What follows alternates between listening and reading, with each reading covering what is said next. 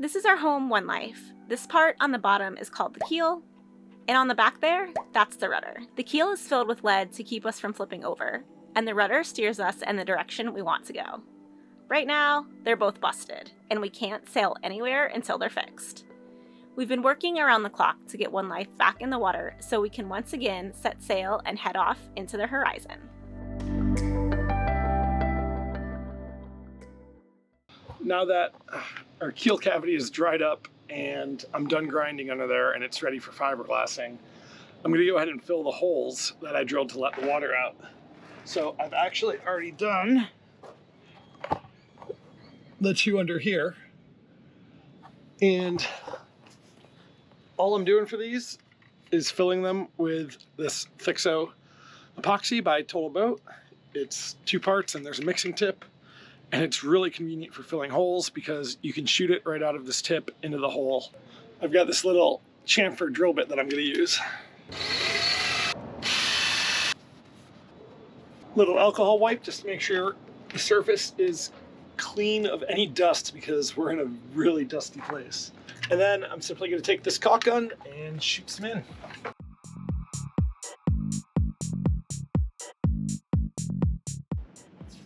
And to make sure any pressure changes inside that keel cavity don't push this epoxy out, I'm going to go ahead and use painter's tape, which the epoxy will not stick to.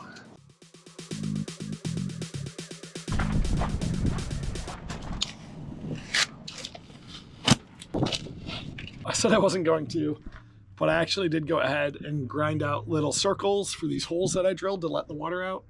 And I put little circular patches of 1708 fiberglass on them. Just a little added insurance that those will not leak and that those thickened epoxy plugs that I put in there will stay in place.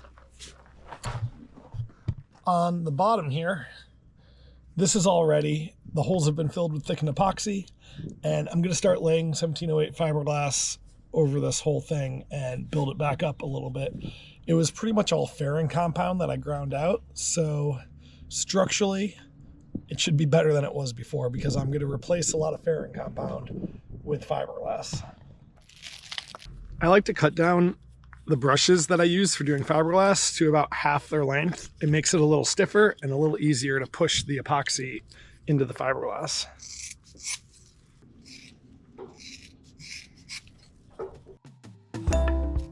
As best we could tell, the water inside the keel had found its way in through small cracks in the bottom. We are hoping that by grinding out the cracks and fiberglassing over it, the keel cavity will once again be watertight. The keel cavity is a separate compartment from the inside of the hull, split by a thick layer of fiberglass. So if water does get back inside, it can't make it to the inside of the boat. And since our keel is filled with lead, we don't have to worry about corrosion.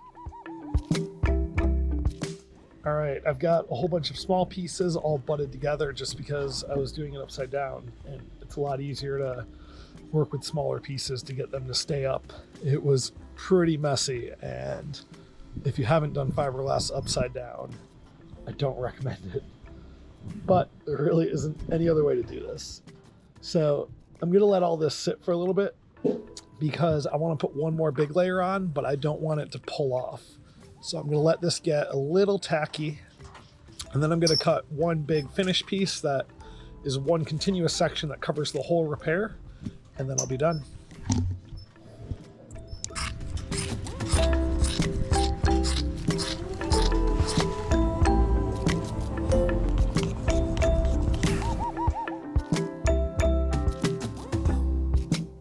The trick with laying fiberglass upside down is to pre-wet out the pieces of fiberglass. This will help them stick and stay in place while you work out the air bubbles. The fiberglass on the keel is done. It's got between 1 and 5 layers of 1708 on it, depending on how deeply it was ground out. So it's pretty much back to flat, but when this cures, I'm going to sand it, and then I'll use some fairing compound to perfectly level it out. The days of applying fiberglass, sanding, fairing, and sanding again and again have started to take their toll on our resolve. But we're really starting to get the hang of it too, and each time it becomes a little bit easier.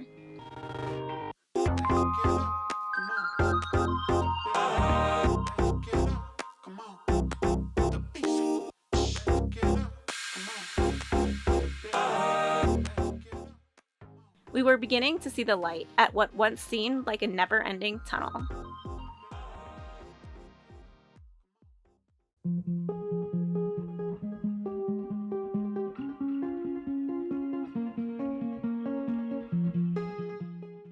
Our fiberglass is cured, and I'm just giving it a first rough sanding to knock off all of the little pieces of fiberglass that are sticking up and make it smooth enough to start working with.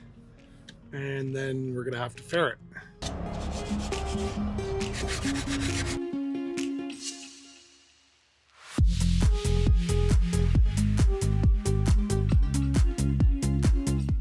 When we initially discovered the delaminated fiberglass on our rudder, we were absolutely gutted. Rebuilding our rudder was certainly not in our plans, and throughout the rebuild process, we had days when it seemed our dream of sailing across the Pacific this year was just too far out of reach. But through all the low moments, we never gave up, and with each day that passed, we were one step closer to achieving what once seemed impossible. Okay, it's a beautiful day here today in Mexico, and Gary's already working on sanding the fairing compound on the rudder, and I just put my gloves on. I'm going to work on the stainless on the bow. It's actually like warming up here, which is amazing. And yeah, we're just gonna keep making progress. I feel like our lives are kind of on repeat right now. Sand, fair, let it dry, flip, repeat. That's just part of the process.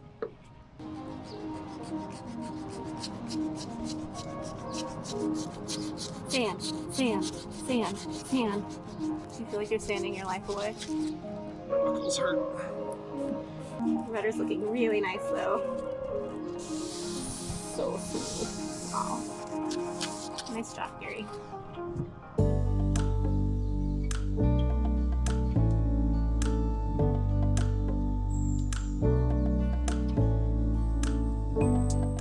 Amongst all the major projects, we had a ton of insignificant items that needed to be completed as well. And although not so interesting to watch, while Gary focused on the critical projects that needed to be done in order to splash, I was able to mark off the less significant ones.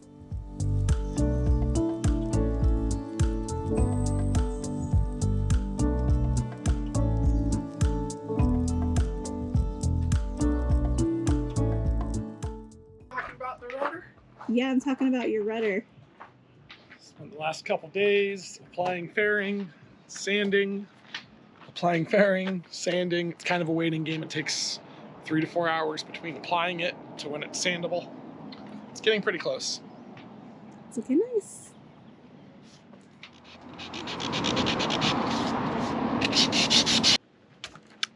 For the past 3 or 4 days, I've done nothing pretty much except for fair, wait, sand, flip, fair, wait, sand, flip on this rudder over and over and over again. And I think I'm finally going to call it done. Of course, it's never going to be perfect, and it really doesn't have to be perfectly smooth, but I've been working pretty hard to get all of the unevenness out of it with the fairing compound and make sure that it's a nice, flat hydrodynamic curve across the whole thing. I think now we're going to hang it and put the barrier coat on, but I think maybe before we do that, it would be a good idea to dry fit it, just to make sure that where we've built it back up and added fiberglass, nothing interferes with the hull. So I'm probably gonna round up a few guys and we'll do a dry fit, and then I'm gonna pass this off to Brooke. She's gonna be the barrier coater and painter. We rounded up Bill, Doug, and Demetrius from around the yard to have enough muscle to get this rudder back up into place.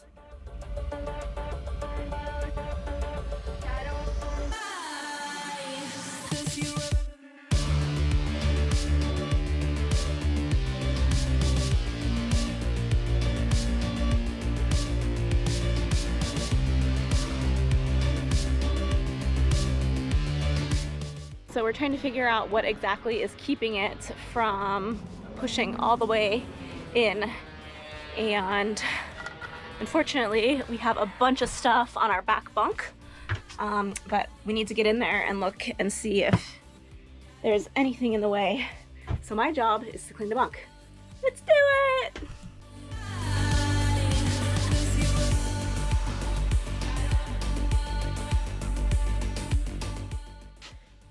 All right, I'm ready when you guys are. So you can see it needs to go aft a little bit on the plate.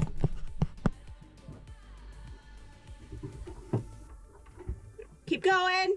You got it right on. Just keep pushing. Yeah, you got it. Push it. Woohoo! Yeah! Woohoo! Way to go, guys.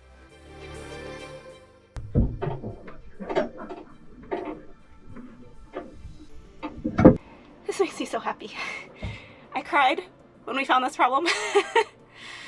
And I have tears in my eyes now because I know this means we're getting super close to getting this boat back in the water.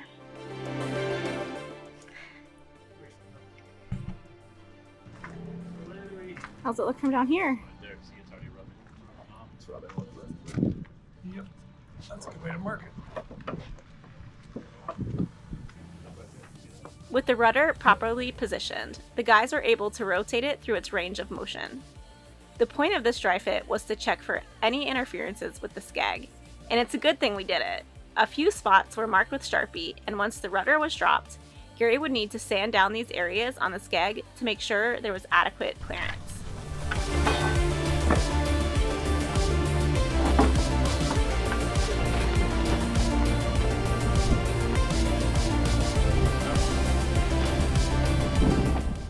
All right, well, the dry fit went pretty well. It at least went into place, but we had a little upperference. A little upperference. Yeah, that's a good word. It is upper interference. It was upper interference.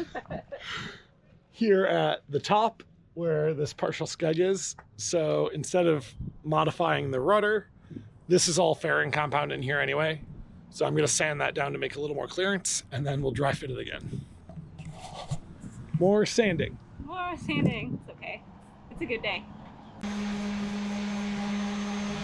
Well, Gary has been sanding the curve on rudder. I actually should know the name of what that's called. Anyway, while Gary is sanding more down below, getting our rudder ready for the second dry fit, I'm just going through all of our cabinets and sorting through stuff. Honestly, I feel like I've done this already since we've been on the hard, and there's still more stuff that needs to be reorganized and gone through. And I think the other issue is we've have a lot more spares and parts that we're bringing with us. So I'm just trying to figure out where it's all gonna go. I don't know.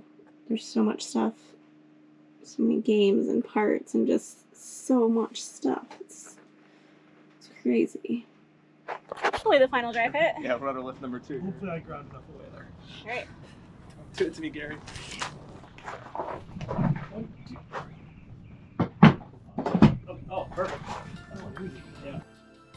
With the rudder back in place, the clearances were all checked once again. Everything was looking good now, so the dry fit process was complete. You ready? Yeah. All right, you're out. So we've decided to hang our rudder from our dinghy davits for tomorrow so that we can paint it with the barrier coat. That way we can do both sides all the way around and we won't have to flip it. There's our swinging rudder.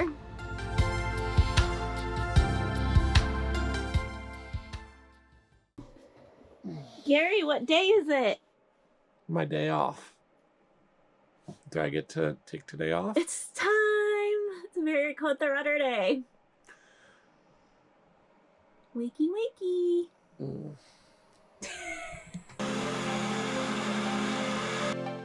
But before we could start painting, we had a couple things left to do. Gary finished wire brushing our prop and shafts, and then we greased the max prop. With prep being key to any project success, we rinsed the hull and then wiped down the rudder with Dewaxer.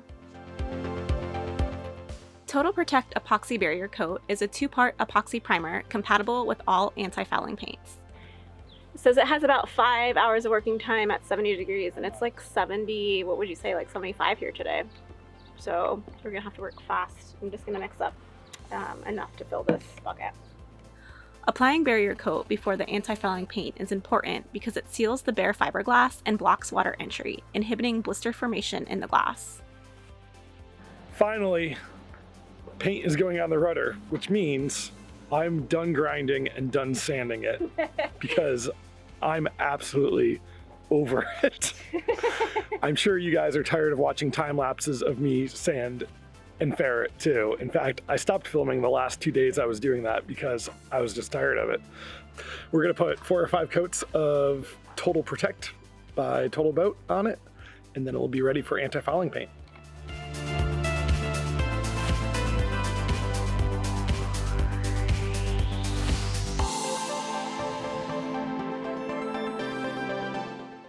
Roscoe! What's up, Roscoe, buddy? what are you doing way down here?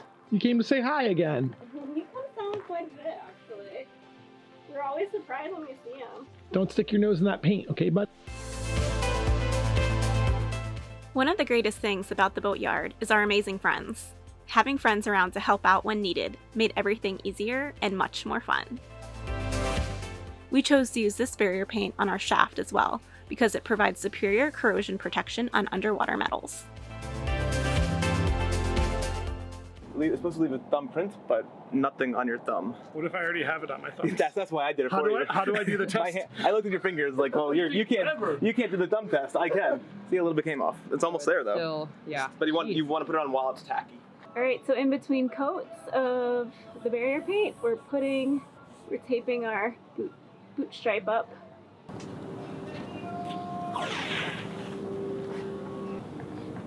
Does that look even from down there? Nope. It doesn't? It looks terrible. Don't mess with me. Our friend Demetrius is here helping us. He's down from Phoenix. And look at this rudder! We hung it from the dinghy davits. And we have, how many? We have 3 layers of barrier coat on. We're waiting to do the 4th. And over here's our keel. It's all fixed too.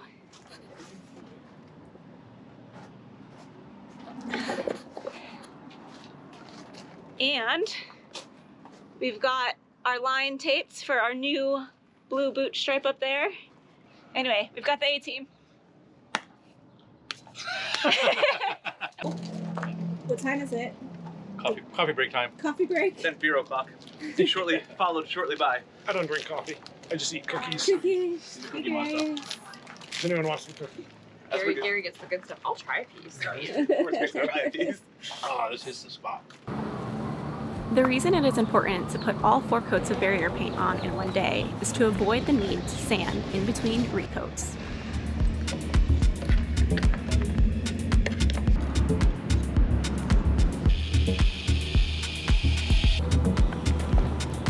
You can actually see what the paint's doing. When the 4th coat of barrier paint passed the thumb test, we had to put a hot coat of anti-fouling paint. The reason for this is to ensure a proper chemical bond between the barrier and anti-fouling paint.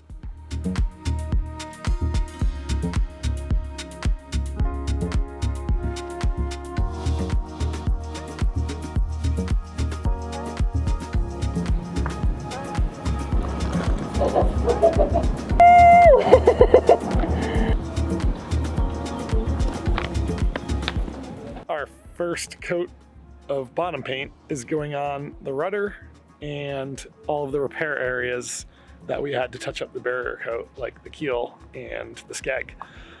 It's pretty exciting. It's looking really good. Tomorrow's gonna be the rest of the bottom painting, and then we're gonna look pretty ready to go in the water. We still got a lot of work to do, but we're getting really close. Thank you very much. It's huge help. Thanks, D. No worries, man. Appreciate it. Anytime. Well, tomorrow we get to do it all again.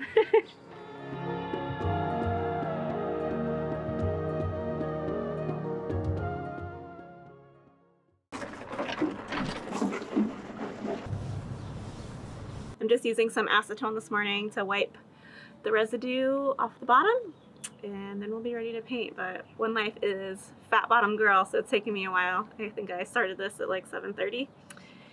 hoping to be painting by 8, but a little behind schedule.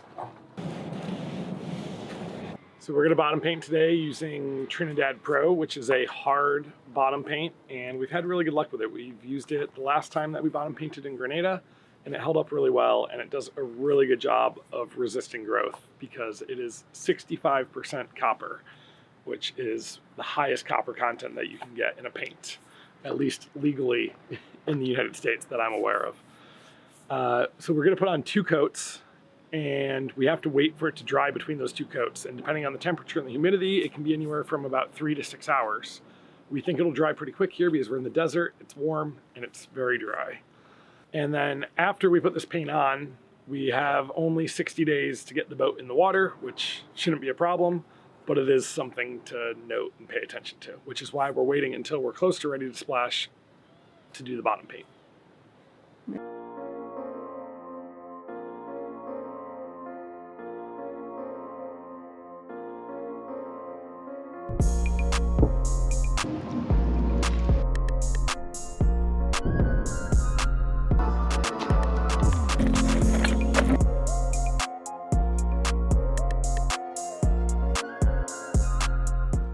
Applying anti-fouling paint is probably the easiest but most satisfying job there is on a boat. There's something about a freshly painted bottom that just makes you feel good.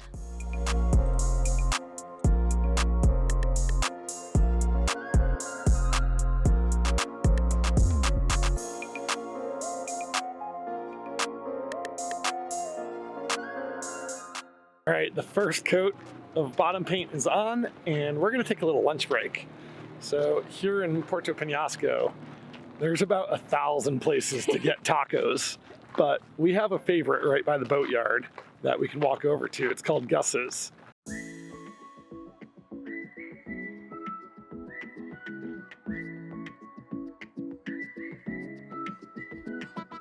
One of the things we love most about Mexico is the food. The delicious tacos, tortas, burros, and quesadillas are all just a few short steps from the Boatyard.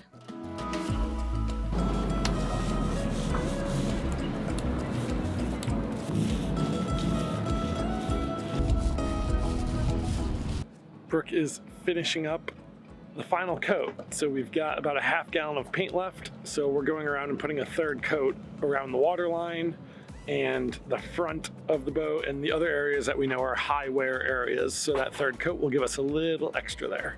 The paint is actually really expensive, so we don't really want to just throw out half a gallon of it. Depending on where you buy this paint, it's between $300 and $400 a gallon. We've used 3 gallons to do our boat today. Gives you an idea of just how expensive it is to bottom paint a big sailboat like this. Whew, it's a good day. Just put the last little bit on, and now we need to clean up. Got a little paint on ya? Yeah, a little. Just on my hands though. I feel like that was pretty clean. As the day came to a close, we realized our Pacific Ocean crossing was finally in reach.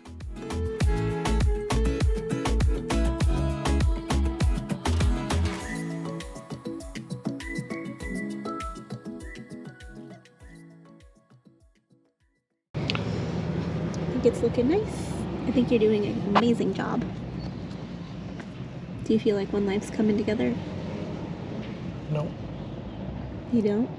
I don't know what to do yet. What is that? Is that a worm? A worm?